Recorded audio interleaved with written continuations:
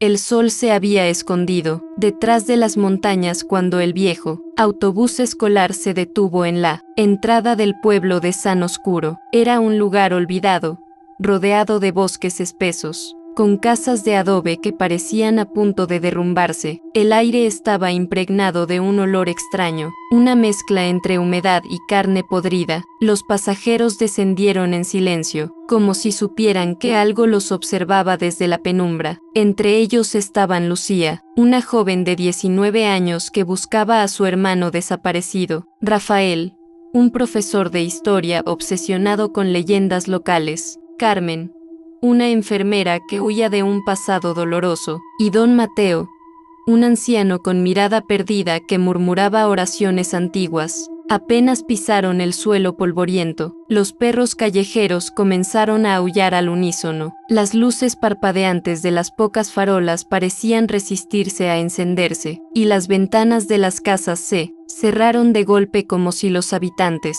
temieran a la noche. Lucía preguntó a un hombre encorvado dónde podía encontrar la posada. Él la miró con ojos vacíos y susurró: «No debieron venir. Aquí nadie duerme sin pagar el precio». Rafael intentó calmarla, recordándole que las historias de pueblos malditos siempre eran exageraciones, pero incluso él sintió un escalofrío recorrerle la espalda. Don Mateo comenzó a rezar en voz baja, palabras que parecían tan antiguas como el mismo pueblo. Caminaron hasta la posada La Última Sombra, un edificio viejo con paredes agrietadas y un letrero que colgaba de una sola cadena. El interior estaba iluminado por velas, y el silencio era tan pesado que se podía escuchar el crujido de la madera bajo sus pasos.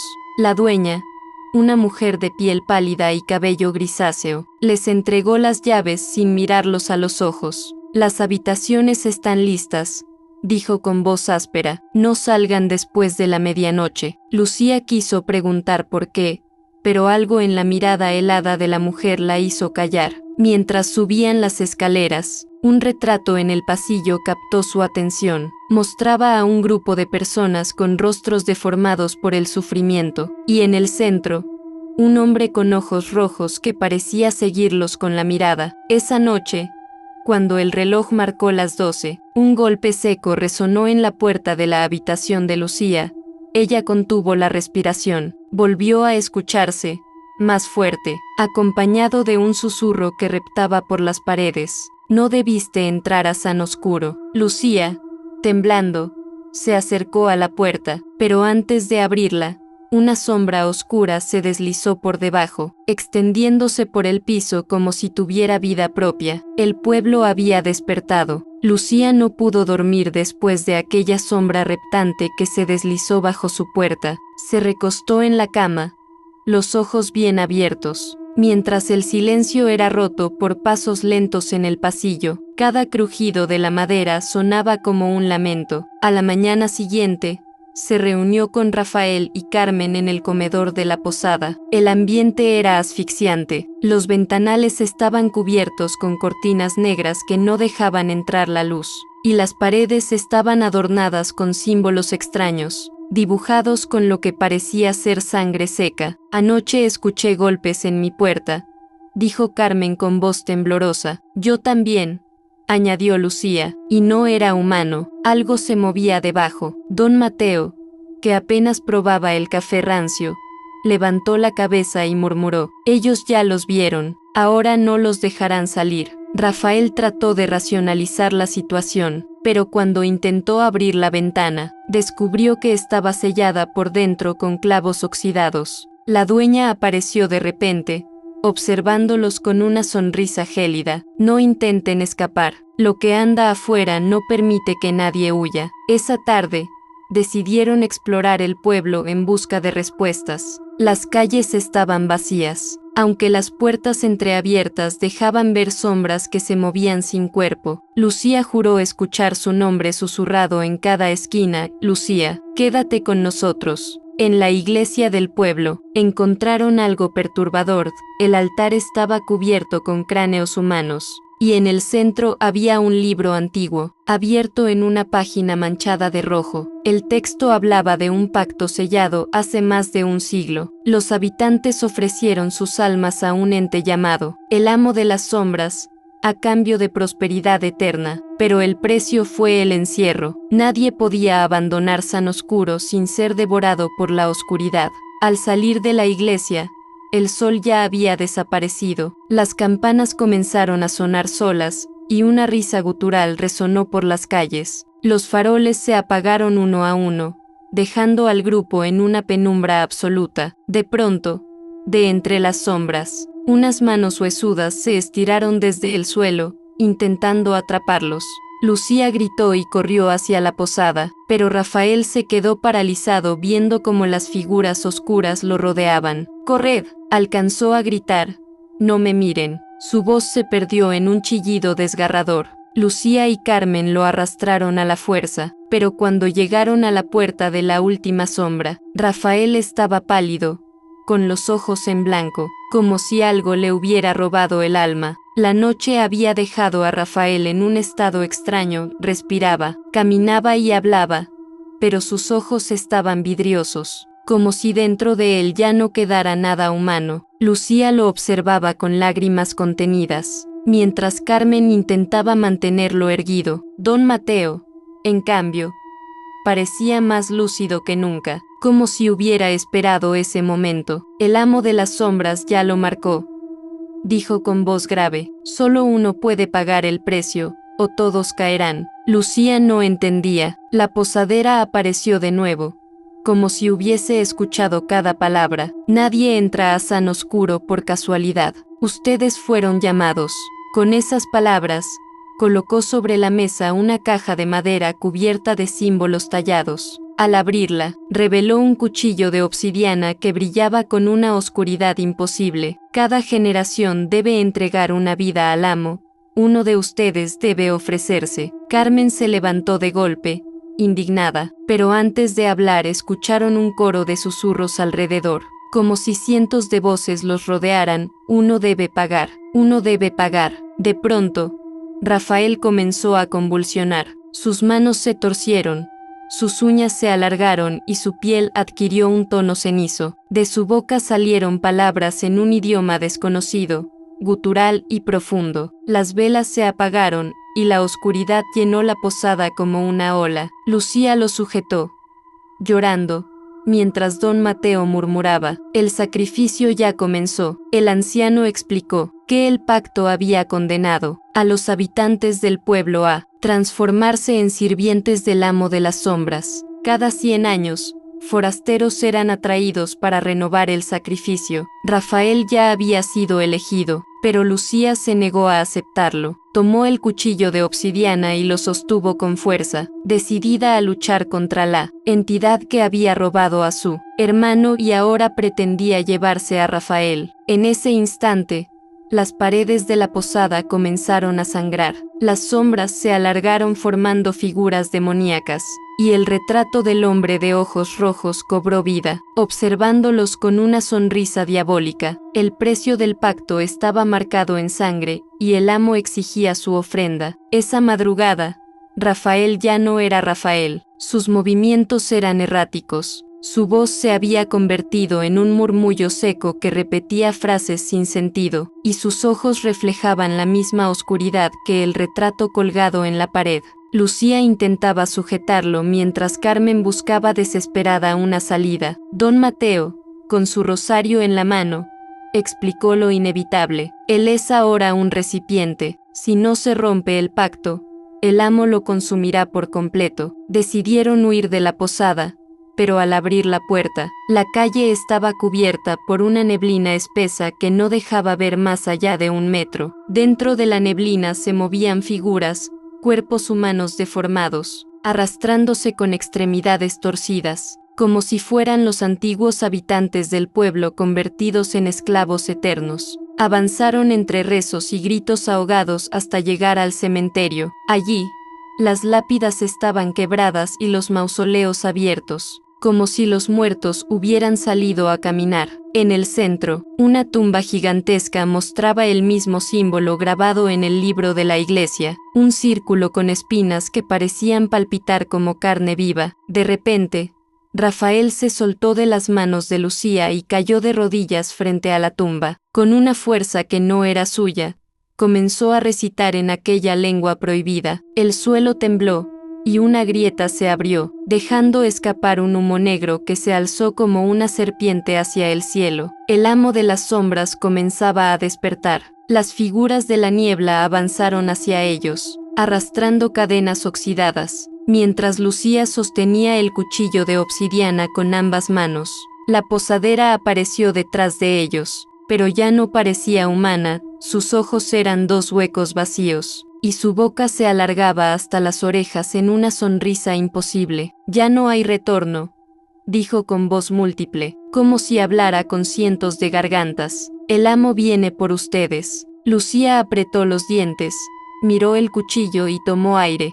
Si el pacto debía romperse con sangre, estaba dispuesta a sacrificar la suya antes de entregar a Rafael. El cementerio entero comenzó a rugir como un monstruo vivo, y las sombras se levantaron como un ejército. El amo estaba despertando, y San Oscuro se convertía en su reino. El aire en el cementerio se volvió irrespirable. El humo negro que brotaba de la tumba formaba un remolino que parecía devorar la luz. Rafael, de rodillas, continuaba recitando palabras que no pertenecían a este mundo, mientras sus venas se ennegrecían como raíces secas. Lucía, con el cuchillo de obsidiana en las manos, sintió que el arma vibraba, como si tuviera voluntad propia. Carmen la sujetó del brazo, con lágrimas en los ojos. «No puedes hacerlo, te matará». «Si no lo hago, él será consumido», respondió Lucía, mirando a Rafael. «Prefiero morir yo que verlo convertido en un monstruo». Don Mateo levantó el rosario y comenzó a rezar con voz temblorosa. Las sombras lo rodeaban,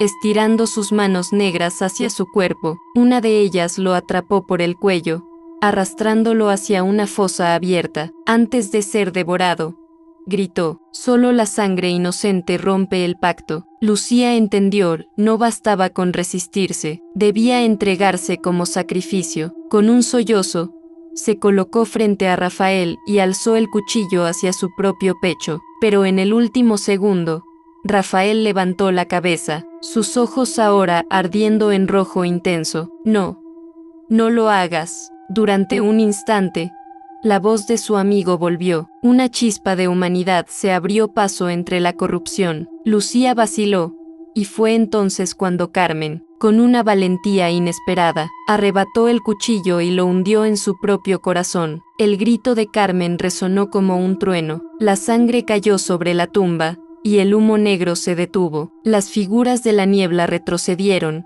chillando como bestias heridas. El símbolo grabado en la piedra comenzó a agrietarse, y un resplandor blanco emergió del suelo, iluminando el cementerio con una fuerza purificadora. Rafael cayó al suelo inconsciente, liberado del control, pero el precio fue claro.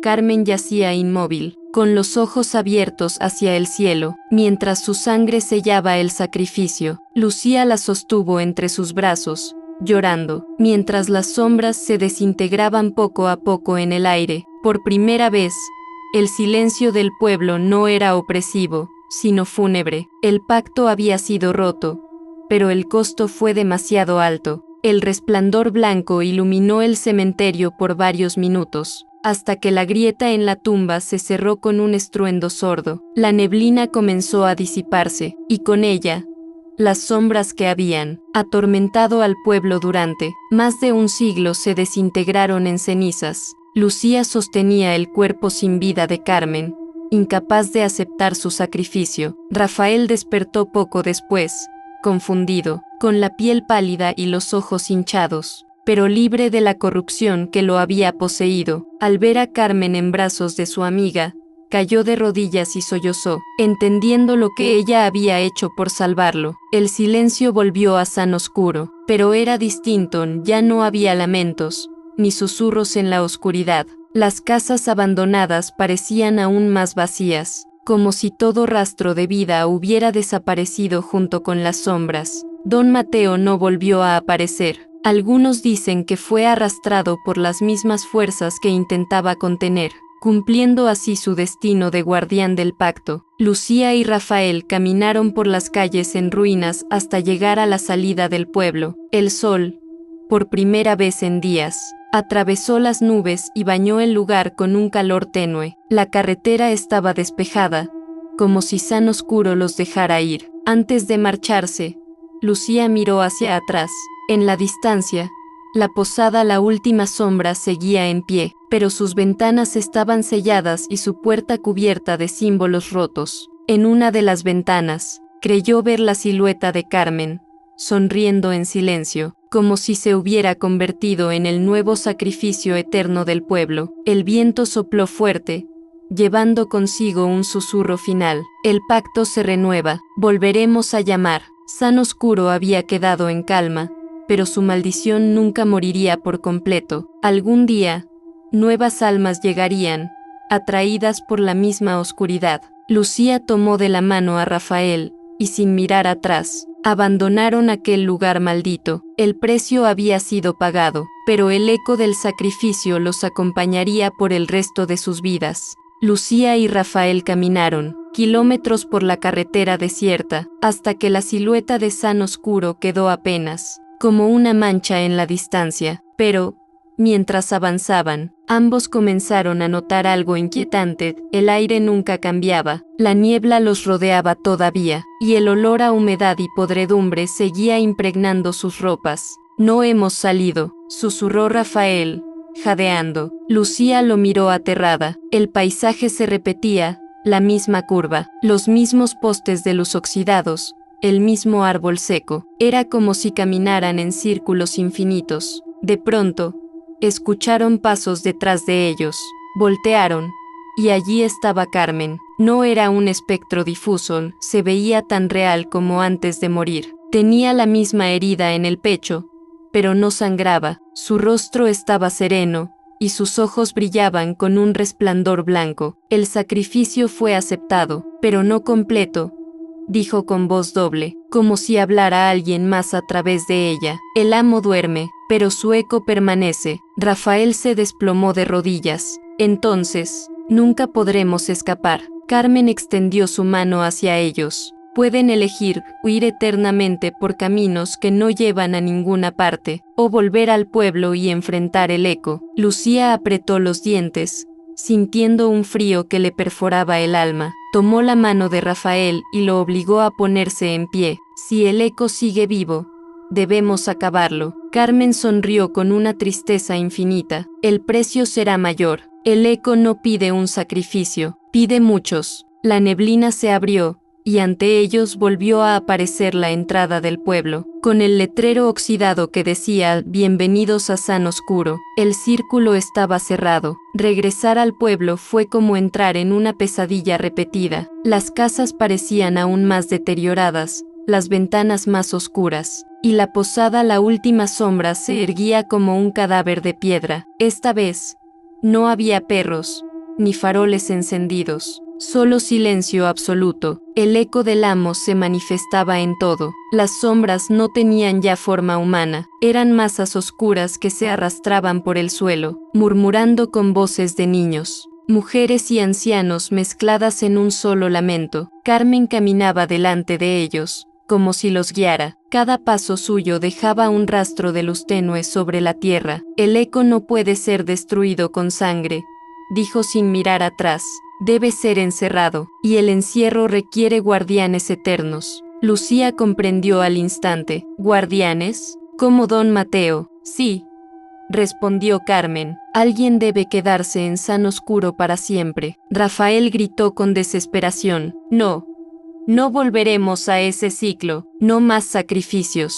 Las sombras lo rodearon. Una de ellas se elevó, tomando la forma de un monstruo, gigantesco con múltiples ojos rojos y bocas que gritaban al unísono. Era el eco del amo, no su cuerpo, pero sí su voz y hambre. Lucía levantó el cuchillo de obsidiana, que todavía cargaba consigo. El arma temblaba, como si quisiera clavarse en su propia mano. Carmen, ahora casi desvaneciéndose en luz, señaló el símbolo que reaparecía en el suelo de la plaza, un círculo de espinas brillantes. Si lo sellan aquí, San Oscuro quedará atrapado en su propio ciclo, sin poder llamar a más forasteros, pero alguien deberá quedarse a vigilar. Lucía miró a Rafael. Él temblaba, incapaz de decidir. Entonces ella dio un paso al frente. Yo me quedaré. El eco rugió, y la plaza entera se estremeció. Rafael gritó su nombre, pero las sombras comenzaron a cerrarse alrededor de Lucía.